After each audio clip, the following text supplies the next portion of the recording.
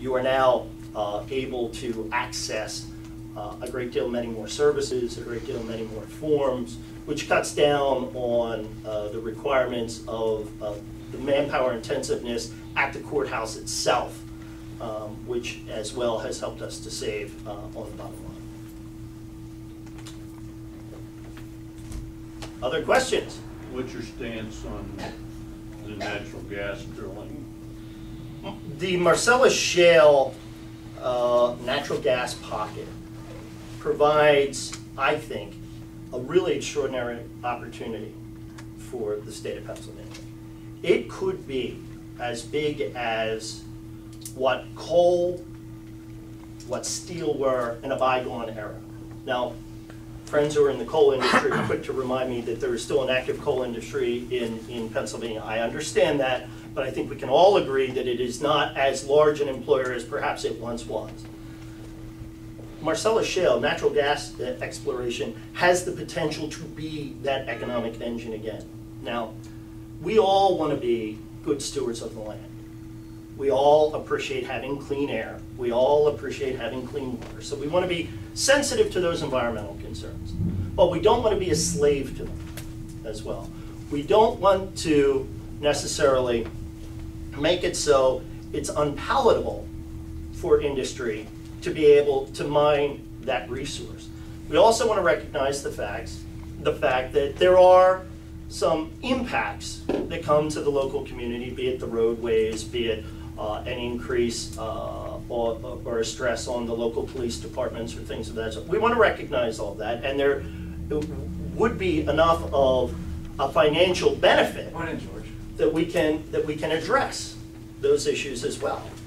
But when we talk about things like a severance tax right now in that industry, I can't help but immediately equate it to killing the goose that lays the golden eggs in order to get to the eggs, and when we cut the goose open, we find out they're not there. There are states nearby that the natural gas industry is staying out of because of the oppressiveness of the tax structure within that state. We don't want to do that here. What we want to do is allow the industry to ramp up, allow the industry to begin to employ people, and keep in mind, too, that everybody who's conducting business in Pennsylvania is paying that incredibly oppressive corporate net income tax already. So they're not getting away without paying anything.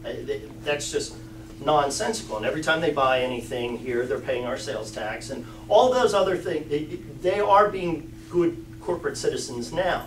I think we have to be thoughtful, careful, and if we are, it could be an amazing economic boom for the Commonwealth, and it could very well be a large component in helping us getting out of the economic crisis that we're in right now. Well, we're going to take a couple more questions. No, you're playing tough guy. We don't want to. Okay, we have some intelligent. We have 4 minutes. Let's get some more questions in here. We gotta get 4 minutes. Keep them short.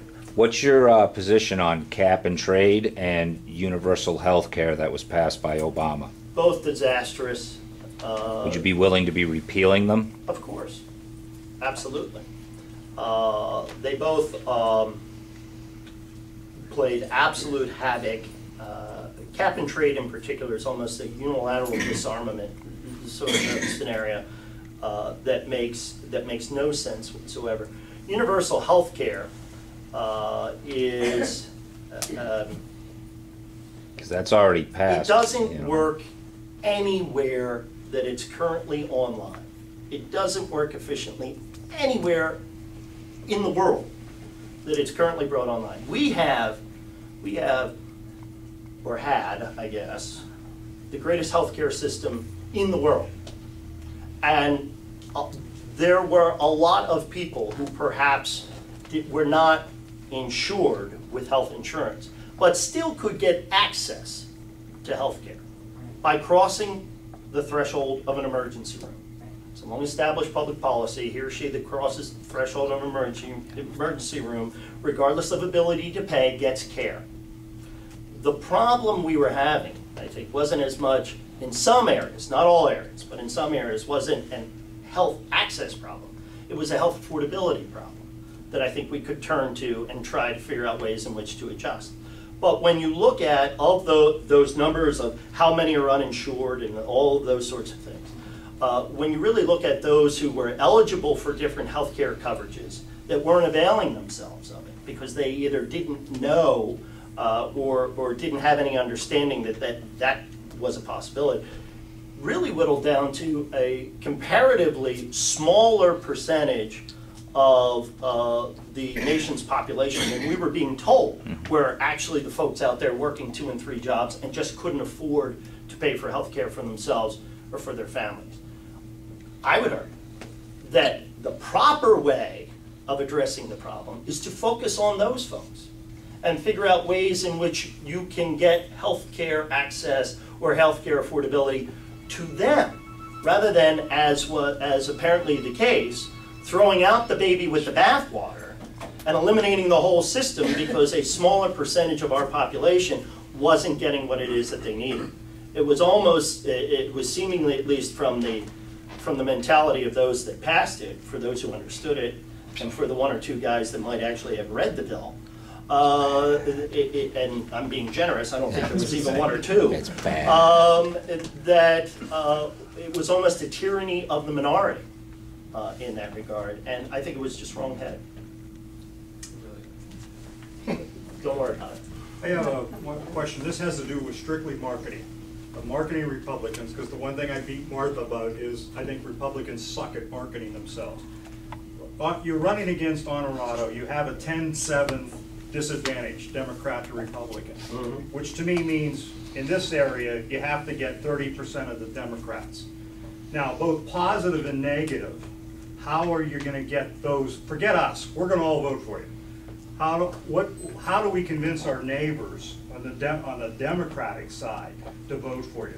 Because, like, use an example, when the gigantic bill that Rendell tried to do the boondoggle, that we sent a thing to you, Scott, about, it says, obviously this is a horrible bill that everybody was against, but you guys didn't make any political hay out of that.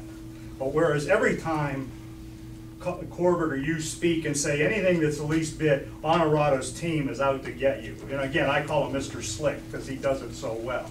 So I guess my point is, we know this fall campaign, by all the national pundits are saying, will be the dirtiest campaign in the history because they basically, the Democrats are going to have to go negative big time. How are you going to... They're out of ideas. So yeah, basically it's called, how do we convince our Democratic neighbors? Okay, is really what it comes down to. And what's going to be your approach? Again, positively and negative. How are you going to go after Honorado, who I think should be in jail? And, well, look, we can talk about the beauty of the Honorado campaign is that there is a record, and it is a well-documented record. It is one that includes the fact that Allegheny County, where he is the county executive, is now $50 million in the bucket. It is a record that includes the fact that during his term of service, Allegheny County has lost 17,000 jobs. I don't know that is the sort of record that we want to expand and share with the rest of the state. But as far as, look, it comes down to the very simple test of the great communicator himself. And paraphrasing, we ask our Democrat friends, are you better off